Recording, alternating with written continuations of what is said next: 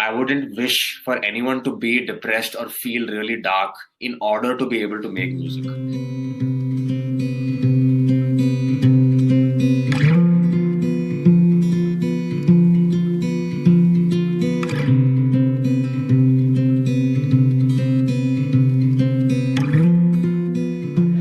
All right. This is the episode 4 of a mixtape of memories, and welcome everyone. And today we have with us Andrew Sabu. Hello. How are you? Hello. Hi. Hey, Dennis. I'm good. How are you? I'm good too, man. So I was listening to Sheets a lot recently. Okay. Yeah. So how did you come about this Sheets song? It's pretty relaxed and pretty chill, and Yeah. So I love the song, man. It's an awesome song. Thanks so much, man. Thanks so much. Sheets I had written around 3 years back. I was staying in my own apartment in Juhu. That time I was renting out. I had my own little small room. And I think I was going through a tough time during that phase of my life. And a lot of I would sleep a lot, throughout the day, sleep throughout the night. And even when I was not sleeping, I would be in my bed, just tucked away.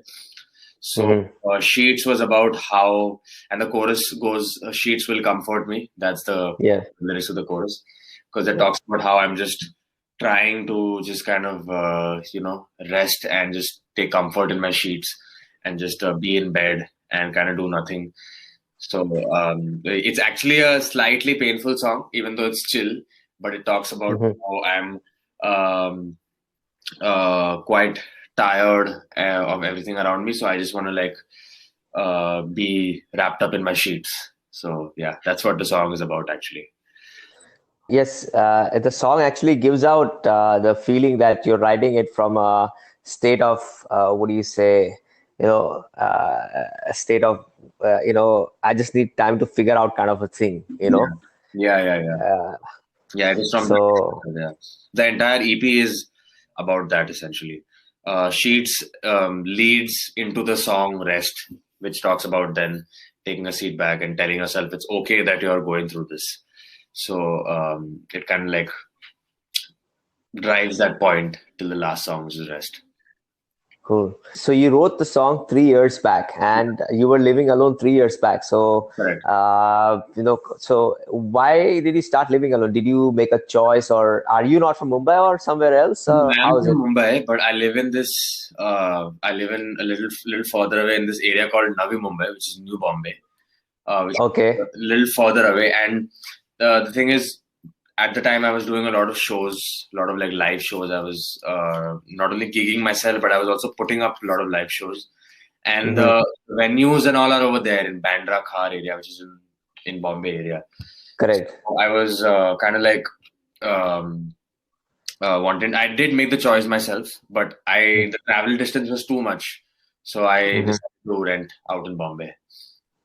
Basically. Cool, man. Nice place to rent also, number one. Yeah, number two, living 2 minutes away from the beach. It was really nice. It was literally out a couple of footsteps. I was at by the beach. It was really nice, very calm. Man, you would have to pay a killing to stay there, is what I understand. Roughly, yeah, but thankfully I got a good deal. So I had 3-4 roommates with me. So it was a 3 BHK. I had my own room. So it worked out pretty good. Yeah. Ah, that's cool, man. So even I'm from Navi Mumbai, by the way. Okay. Mumbai. Nice. So for me, Navi Mumbai is the shiz. It's like Mumbai is so peaceful and calm, and barely any traffic, and everything is close by. Whatever you need is here, really. Yeah, it's really it's better. Somehow I feel it's better than Bombay. I also do feel that. I am of that same opinion now. Although I do like Bombay, of course, it's got its own charm, and it's got its own. But it's got its pace. It's got its pace, yeah, and I like that pace. I like to be, on my feet and hustle, and I'm hungry for things and I'm looking for opportunities. So I do like that about it. But then I also like just laying back and just, driving on Palm Beach Road. It's really nice. That's the best thing. And then if you're like really, really, really screwed up, you just take your car or your bike, just go to Lonavala. Yeah, Just go there. It's just like I an said, hour chutki away. maro, Yeah, an hour away. it'll be easier to reach Yeah, Lonavala than it'll reach like Bandra or Andheri. yeah, you're right, man. You're right. Yeah. So it's the privilege we have as Navi Mumbaikars. By the way, so you said that you were there in this gig things doing it 3 years back. Yeah. So like, did you consciously decide to kind of get into music, or how was this progression? So I actually never really decided to go into music. I've had music in me since I was a kid. My dad is an architect and engineer, but he's also a musician. Like he learned the bass guitar for the first time, and he was a drummer as well, and he plays the guitar as well. So I had influences from him when I was a kid, but I never really thought of pursuing it. Like I'm actually a tabla player first. That was my first instrument. I learned it for around 9 years, and I gave 3 exams also. So I was really good at playing the tabla. And then this was during school when I was a child. But primarily, I actually wanted to be a footballer. That was my main goal in life. And I was actually really good at it because I had a good school, Father Agnes Vashi, which had really good school setup and a good sporting system and really good contacts. And a lot of my friends actually play for Mumbai City FC and local clubs, and some play for India as well. And they have played for like India under 19 and also. That was my first goal to do football. But as I went to college, that didn't really work out. And then in my second year of college, I failed my year. And during that year, during my gap year, I was like, I have nothing to do. And I'm completely clueless. I thought I'd be a footballer, and I failed my college year. I don't know what I'm doing in life. That's when I was like, oh, let's just do music again because, I have a free year and might as well just, learn something. Because I always wanted to learn music production. So during that gap year, I went to TSM, True School of Music, which was in April. Now it shifted, but that time it was there. And I did a music production course there where I learned the software. Like I learned Logic, and I learned how to produce music. I didn't know I could sing or play the guitar or anything of that sort. I mean, I could play the guitar like since 3-4 years ago, but I didn't know how to like play it, like like write songs and write progressions. I would just take and like cover music and stuff like that. And I didn't even know I could sing. And at the end of my production, I realized production year, it was a 1-year course. At the end of that year, slowly, I started writing my own songs, and I started realizing that I could sing as well. It wasn't, obviously, it was still very nascent. But that's when I thought that, I could sing as well. And that's when it actually began. And it just went from one thing to the other. I was like, I think I can write my own songs as well. I started practicing my vocals. My voice got better, and I realized that I have something that I can, make use of. And I've kind of found my second calling. My first calling was always football. I always wanted to be a footballer since I was 6 years old, and I practiced really hard for my entire life. I was there in all my all school teams, college teams. I played the league as well, second division. But then music just came to me as a second calling, and of course, like I enjoy that as well. So it is my passion now. And I realized that I have to finish college. So the gap year got over. I finished my third year of college, and I realized, okay, now I'm a musician. Now I know music. Let me try and actually be a musician. So let me try and find gigs. And that's when I realized that there's a problem here. Like, something lacking here. So yeah, that's my journey entering into the music industry. I'll tell you more as we move forward. Yeah, cool, man. So that's how. Wow, that's amazing, man. So you finished from flunking college to completing college, and also doing something in the middle of all of this thing. Yeah, that's pretty good. Yeah, I also worked 2 jobs. I was working two other jobs as well. I worked with like a foundation. Then I did another part-time job while I was also doing my course, because I didn't want to sit idle. And failing was a very like important part in my life, because I'd never failed in my life before. So it was really hard hitting, and I was like, okay, what am I really doing with my life? Like throughout my entire life, I just was behind football, and that didn't work out. And now I don't know what I'm doing, and I failed. So I was like, I really have to pull my socks up. And college I finished because I was like, if it's just 1 year, I don't want to be one of those where I just drop out and I have this inspirational story that I dropped out and I became this musician. Like, I wanted to be a bit real also with myself. Also, I wanted to do something nice for my parents as well. So, and my mom was mom would feel happy. So, I majored in economics, and I finished the degree, and then right after college, literally my college got over in March. Like my last paper was in March, and in April I just got going with my gigs and my shows. Wow, that's nice, man. So, yeah, which college was this, man? Wilson College in Chop. Wilson. Wilson. Ah, okay. All right, that's cool. So, it's a good college to go through. There are a lot of people coming out of Wilson who are doing such stuff, man. Yeah. So, this story of yours is pretty inspiring, man, because I have dropped out. I've not dropped out. I have actually flunked first year, and in SIS you keep on continuing. You know, you don't need to like Nerul or Sion? Nerul. Nerul. I was in SIS Sion for my 12th standard. That's also one crazy place, man. So that's also a cool place. A lot of music and fests and stuff like that. Good culture. Good. A lot of people coming out from there. Yeah. I don't know if you remember it. Like there was this band called as Viva, and I don't know. There was one more, man. Something at that time there was a band hunt, and all these bands got formed. Yeah. Viva is the one with Anushka Manchanda and all those people, like, you know. Oh shit! So right, yeah. Yeah. Barely any musicians now. Everywhere you look, there's a musician. So yeah, you're right. Anybody who picks up a guitar is a musician. Anybody who writes 4 lines is a rapper. Yeah. So nothing against them, but you know what do you say? Develop your stuff and then bring it out, dude. So, yeah, absolutely. I agree with that. Yeah. So that's what I feel. So anyway, so you said that 3 years back you were going through some struggles, right? And that's the time you wrote Sheets. You know, I read a little bit about it on Instagram on how you kind of came up with concepts, and how you wrote this out. You know, so how did you exactly get over it?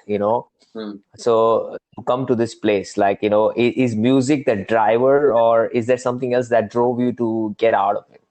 I think, of course, like music definitely helped, and like playing my guitar calms me down, and producing things out of me, and like is kind of like expressing things. So it kind of like made me feel better because I was able to express things and let go of things. But I think it's not just, like I just had some songs and I just wrote it and I felt great about it. It's a lot more deeper than that. And I keep telling, like people always say that you need to have something dark inside you to create art, to make music, or to write poetry or whatever. Like I don't think that like music and art is just a channel to what you're expressing, and I wouldn't wish for anyone to be depressed or feel really dark in order to be able to make music. I didn't want to make music that spoke about my depression. Like I got depressed, that's why I spoke about it. So there's no intention of taking music and making it this energy to heal me or anything. All of that, yes, it does help. Music helps, but people need to understand how to be real and how to really try and get better. So exactly that. Yeah, that's what you're saying is true, man. Pleasure to talk to you, like know your story, why you are writing music, how you're writing music. Does the environment influence you when you're writing music? Like, it's a sunny weather and stuff like that. Yeah, absolutely. Like your environment is actually a major factor in how you write. Like, you have to have. I like to write in my room, like with my things around me, in my surroundings. But sometimes, like when I'm traveling, or like if I went to Goa recently and I was by the beach and I just took my guitar there and I was writing. So sometimes different environments give you different kinds of inspiration, but of course that environment needs to be nice. Like like for me personally, if it's too sunny or too hot, then I don't feel comfortable enough. So I want to be more comfortable and be in a nice place. So I'll write. So majorly, yeah, the environment does matter. But sometimes it's just like something, once in a while, something will come to your head like, oh shit, I gotta put this down right now. So that in that second, you don't think about the environment in that moment where you are. Sometimes I'm at a party and I'm looking at something, and then I instantly think of something. I'll go to the bathroom and I'll write it down on my phone. I'll do a voice note on my phone. Sometimes that's not possible, but yeah, majorly I like it to be in an environment where it's more comfortable and relaxing for me. Yeah. All right. Any song you wrote when you went to the bathroom? Oh yeah, I've written 3-4 songs, I think. But they're not obviously not out yet, and these are very, very old songs. I don't know if I'll even release them. But yeah, but I actually have. There's a lot of stories about unreleased music. There's like, Tom Petty, from Tom Petty to Dr. Dre to Chris Cornell. So everybody has unreleased music. Man, why do musicians don't don't put out music? Do music out and keep it unreleased. Like, I think it's got to do with the kind of how the artist evolution, because I feel like every time, like when I wrote my first couple of songs, and then I am changing as a person while I'm writing each song. I'm going through different experiences, real-time experiences. So I'm evolving as a person, and as a result of that, I'm evolving as a musician and a songwriter as well. And when that happens, I tend to kind of let go of the previous version of who I am, thereby letting go of previous versions of songs. And I tell you what I mean. Like my EP also, right? Like that's not who I am anymore. Like that was who I was at some point in my life, and these songs will mean different things to different people for the entirety of like time, because music is timeless, right? But for me, it's something that I've already left behind, and something I've already felt, and I have let go of it. But unreleased music that doesn't even go out there, I feel like even with my EP, like I had sat on my EP for a bit, and then later on when I came back to it, I was like, oh yeah, I still feel close to this, even though I'm not this person anymore. I still feel close to this, and I think this needs to be said, and I think people need to hear this.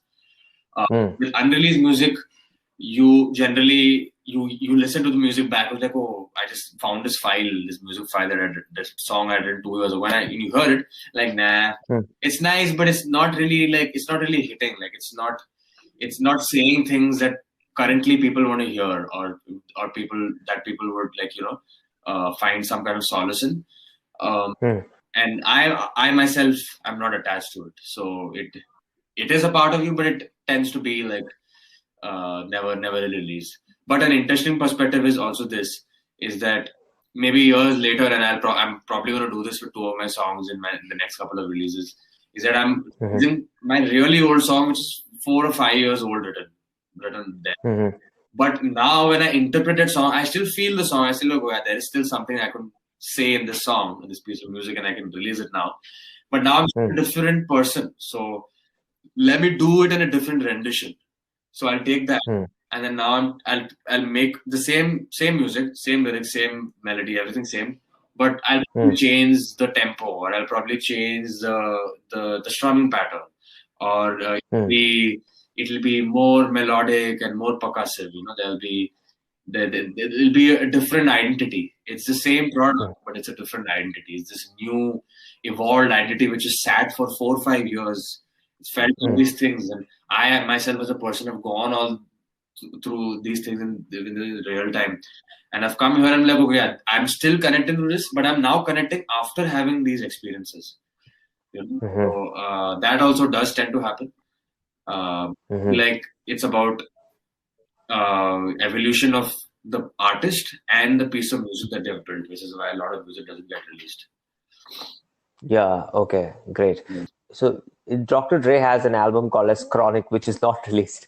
Okay. Yeah. So which he was writing like a long back, and he did not release this because he doesn't feel that, what do you say? It's not good enough. he doesn't feel that it's good enough. Right. So that's why he's released it. I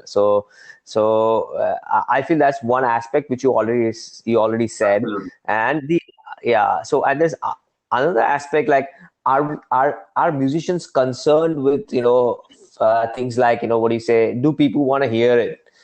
Is that something that goes through your mind? I'm gonna put this song out, but do people want to hear it?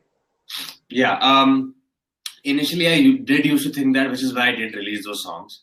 If I used to think like that before, then I would have released a song. But previously, yeah, I did used to think what other people would think of my songs, and if they relate to it, and if they will like it, or if they'll think it's too much or too little or whatever.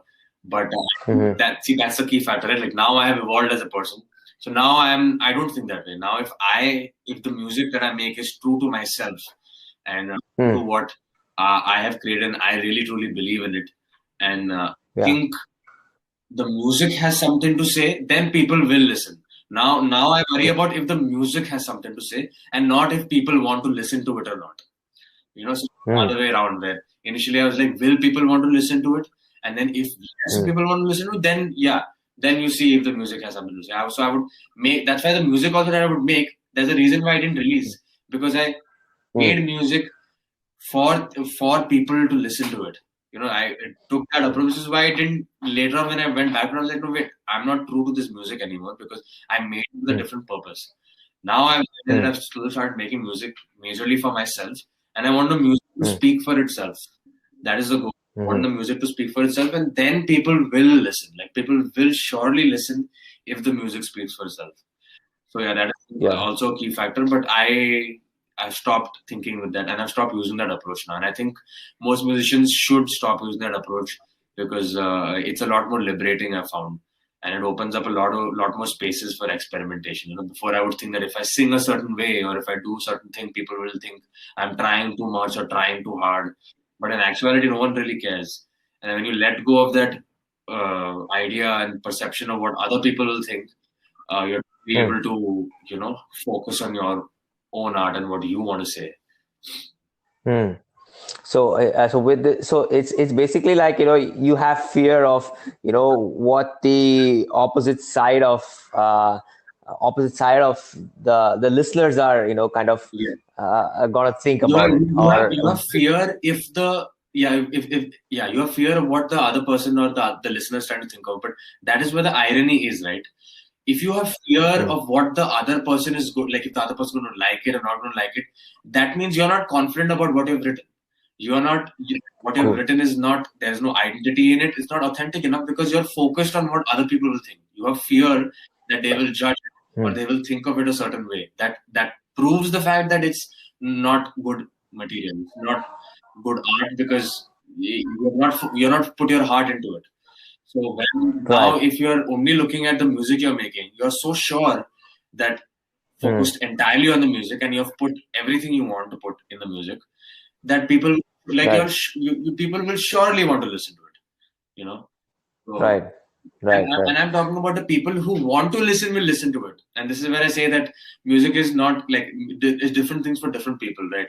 Like you and I won't listen to thrash metal, but somebody will absolutely enjoy it. Somebody enjoys noise music, which is absolute nonsense, noise playing, So people who want to listen to it will listen to it for sure, if you focus on the music.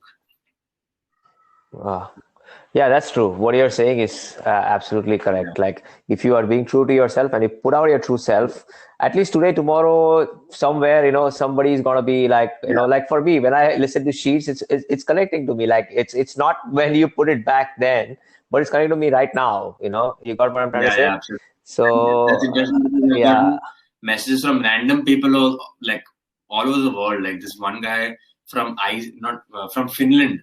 He messaged me on my Instagram, and he said that, found you on a Spotify playlist, and very rare. It's a very rare find to find such kind of music from India. And he had his own band, and he sent me songs, and his band has got some good million plays, like good couple of million plays. So, and I heard the music was really, really sweet. So for like a musician from Finland who's also making beautiful music to message me, take the time out to message me and tell me that this really is a nice piece of music. That's that feels nice. That definitely feels nice. Then I know that, okay, at least I, like personally, if I put myself too much on the radar, I'm like, my previous EP wasn't that great. I'm always still doubting it. I'm like, oh, now it's done. I'm not that person anymore. But it's still out there, and it still was liked and enjoyed by some people. So that's all that matters to me, Yes, it's true. You put out genuine, and genuine will come through to you also Absolutely. back. So what's your vision for your music? Like, where do you want to take it next? So what are you gonna do? Like, it's are you like somebody who says that, I want to be famous, or I want to have you have a goal like I want to have 50,000 streams, or I want to play at House of Blues or Wembley, or I don't know, God knows, somewhere, maybe a big stadium. So how do you Yeah. see that coming So through? in my life, I never set um, tangible goals to really tangible goals to things that are long term. So I will not set goals like I want 10 million streams or I want to play in a certain stadium. But I will set tangible goals to my real life. Like I would say that I want to own a house in 5 years, or I would say I want Mm, to travel the world in 10 years or whatever, So I will set tangible goals to mhm, my life. I won't set tangible goals to mm, like to things like music or like I never even did it with football, I always my goals mm, were more emotional and personal and spiritual. I think more in that direction where I'm constantly like, where can I improve in my songwriting or in my vocals? And the goal that I've set now is that I have to at least write 10 songs within the next like 4 or 5 months. mm. So, I'll set goals based on that strategy, essentially. Yeah. All right. So you said you were a tabla player Yeah. also, and you did Yeah. 3 exams. So are you playing tabla now, or like you've completely Tabla, switched I it started off? learning when I was 8 years old, and I learned it till I was Ah, 16, 17. So till mm, before I go to college. And I don't play the tabla anymore. I don't know when I last played a tabla. Of course, if a tabla is in front of me, I'll play it because I know how to play it. But that was mm, then when I was a child. I would just keep banging on desks and chairs, stools, and my feet mm, constantly. I have a thing for percussion. Like I really love percussion. I love rhythms. I can play the drums as well. So and my dad was a drummer, so I think I mhm, got that percussion. He was a drummer and a bassist first. Now he's a guitarist. But I think I mm, got it from him that mm. because drum and bass is all about percussion and movement and rhythm, right? So when I was a kid, I Correct. learned. I used to always bang things around me. So my uh, dad thought it would be nice that if I learned the tabla, and I learned the tabla. Then as I got older, obviously I grew out of it. Then other things happened. Got into Western music. When I got into Western music is when I started Mhm, learning the guitar, and then started learning the drums. Drums came to me really easy. Of course, there's more leg coordination and you need a lot more hand-eye coordination because this like you're using practically your entire body, like both your legs and right. arms. But it still came to me easy because Mm, I had a sense of rhythm and percussion inside of me because of tabla. So I was able to know timing really mhm, well, and now I can drum as well. So yeah, mm, that tabla was a while ago, many years back. It would be fun to just take mm. the tabla out and just jam out for a bit. Because my dad and I used to do that. He would play the guitar and then I would play the tabla with him and we would jam. So that would be really cool. Yeah. And then you picked up the guitar, and I've read somewhere, not somewhere, I think Instagram or YouTube somewhere, that you didn't own a guitar, and it's very late that you bought yourself a Yeah, guitar. So where did you no, learn the I guitar? Like, had to plenty of learn it, you guitars in my need. life because my dad always used to collect guitars. I've had over 20 guitars that I've seen of my dad's. So I've had guitars around me Mhm, which I've used of my dad, but I never myself, nothing was mine, like my own guitar, my go-to one guitar that I would go and uh, have like, write mm, my songs. And even for my EP also, uh, when mhm, I recorded my EP on my first guitar.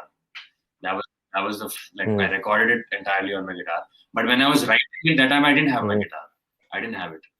So I was writing it on mm, different guitars. When I was gigging, I was always borrowing a guitar from somebody else.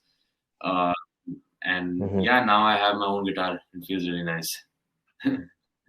Cool, man. Cool. So that's another story. Thank you. So a guitarist owning a guitar very late in his life. So you have 20 guitars. What's your favorite guitar, man? Like, the one that you played on, like you like the feel of a certain I guitar, love right? So, Epiphone. Epiphone guitars are amazing. Both acoustic, electric, they're amazing. Fenders are great. Electric, Fender Squires, the Telly, really nice guitars. Although I haven't played an electric in a while, so I should get to that soon. But right now I'm more in an acoustic phase. My guitar is a Indian brand. It's called Albert. They are a music store in Malad, very old music store. So they have a custom made guitar called Alberto's, which is their brand, Indian brand. So that's my guitar. It's really nice. It sounds so smooth and warm, and it's just got a really nice body as well. Yeah. That's another art of picking up guitars. Like you take like 6-7 hours or maybe 2+ hours to pick up a guitar. Because every guitar is different for everybody. It's made for a certain person, the kind of personality that they have, and the kind of playing that they want to do, and the kind of music that they want to put out. So it depends on person to person. Yeah, took me 3 hours, but I found it. All right. So I mean, what do you say? There's a lot about your music that we talked about. But who are the people that you are influenced by in terms of music? Like, you love. I love Bon Iver. I used to listen to a lot of Bon Iver, a lot of this band called Novo Amor, which is very similar to Bon Iver, similar kind of music, but also very smooth. Really love his music. Then I used to listen to a lot of Andrew Bird, which is my musician counterpart. Andrew Bird is a brilliant musician. Like I always had a dream of, because he also plays the violin, and he plays the violin and sings. Then he'll play the guitar acoustic. Then he'll move to like a banjo. Like he's a proper indie folk musician. So I've always wanted to learn the violin, but man, the violin is a hard instrument. Like it takes a while to even just get the basics going. So that's been one of my things. So yeah, Andrew Bird, Bon Iver, have been one of my inspirations for sure. Cool. So, what would you want your music to do to others? Like, what's the message that you want to give out with your music? I mean, I'm giving different messages out. Like every song is about something or the other, and there's a different story, there's a different learning, there's a different perspective that I want to share with the world. So there are different messages, but in the end, if my music is, and I've said this before in an interview if I'm not wrong, if my music makes people feel good and bad, even bad, then I feel like that's more than enough. And what I mean is that, like, if my music makes people feel sad, or make them angry, or invokes any kind of negative emotion as well, I feel like I'm doing my job well, because it's very important for people to listen to music that invokes negative emotions as well, so they can express them and then let go of them as well. That's why there are so many metal fans, right? Because metal is therapeutic in a way where it's releasing all your anger and removing all that frustration that you're feeling in your life. So and most of my music is sad as well, right? And if people listen to my music and if they cry and if they feel sad, I've gotten so many messages. Even till today, I get messages randomly from people just telling me how much rest helped them or sheets helped them. It makes me feel really good. Like they literally tell me, like, oh, I was going through a tough phase in my life, and listening to this put me back in that space and helped me like introspect and whatnot, and helped me move on. So if my music is making people cry or making them sad, or reminding them of like terrible times, ironically, I feel like that makes me feel good, because they're able to not suppress those emotions. Instead of actually they're able to express those emotions instead of actually suppressing them. So yeah, that's the intention. That's all. As long as people like what they hear, makes them feel things, invokes any kind of emotion in them, positive or negative, that's good enough for me. Cool, man. Yeah, That's a great message. That's a great message that you're putting out. Like, I want my music to be true to myself, which you've already said before, and the fact that that comes yeah, out and that helps people, or that what do you say, connects with people absolutely. in the real sense. That's cool. That's good Yeah, to have that perspective. So how was your family when you said ki I'm going to do music and I'm going to do this, and you said you wanted to say okay, stay okay with your mom and complete your education, but how oh was your yeah, family, yeah, like, yeah. supportive, Absolutely or supportive. My dad how did? is always supportive. My mom also is very supportive. When I failed, she just wanted me to finish college so I could have like a safety net. But otherwise, she didn't really, Hmm. nobody really had any problem with me doing whatever I want. They know that I'm capable of, handling my life, and they trust me very well. So, I really appreciate their support as well. So I've never ever faced any problems in that department. Yeah, Great, man. You're privileged. So most of us are, I think so. People who are born in yeah, this time and space, I think most of the families, they understood कि अरे बेटे को या बेटी को जो करना है वो करने दो, because we did absolutely. not get to do it. Exactly. That's That only. yeah. Yeah. That's cool. So it was a pleasure talking to you, man. Is there anything that you feel that kind of I've not Yeah. said, but I wanted to say this, and I want you guys to hear it out. So is there something that you want to say? Um, I would just say that it's we're still in a pandemic, and we've been in a pandemic for over a year. It's been like the last time this Mm, happened was over 105 years ago.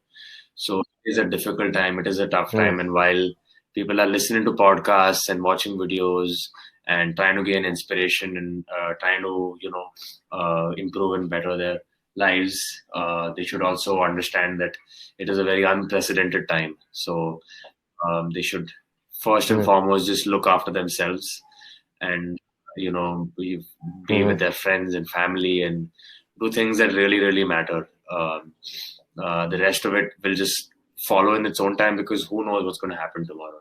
Tomorrow, now the world is in a terrible state. The climate change is constantly at risk, and the political climate is so absurd. So there's so many things happening around us. So there's not going to be any point to wasting a single second on things that don't really matter.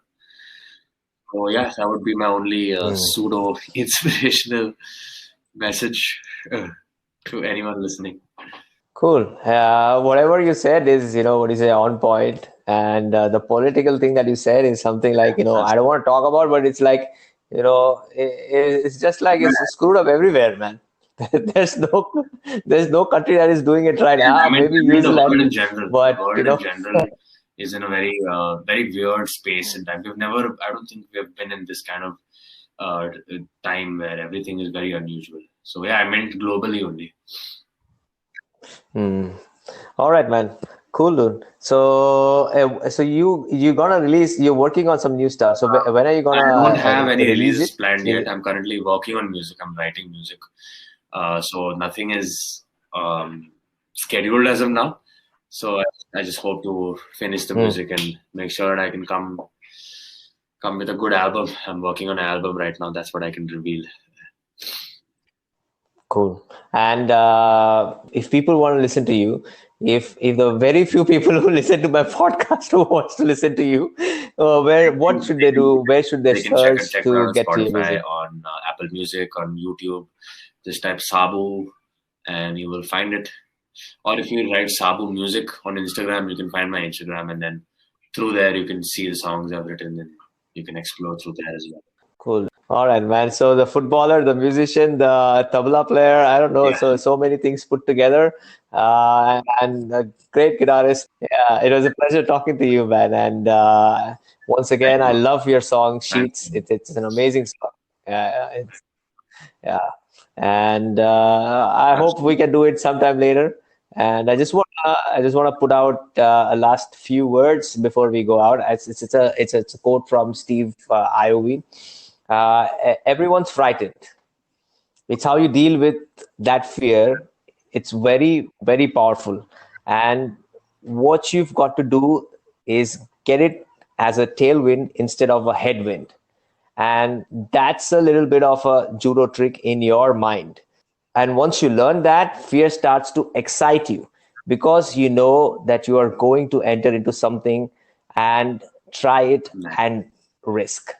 So that's from the man Jimmy Iovine himself, the one who started with Bruce Springsteen, folks like that, and then working with great musicians, and then kind of being a co-founder of Beats. So the legend himself, man. So take the basic idea is take fear by your hand, put it in the driver rather than what do you say, rather than what is the thing to put you down, but make it something that pushes you to go further. That's how it is. All right. You too. All right. Thanks for Take care, chatting, man. Thanks, man. Thanks a lot. And as my friend would say, let's cultivate.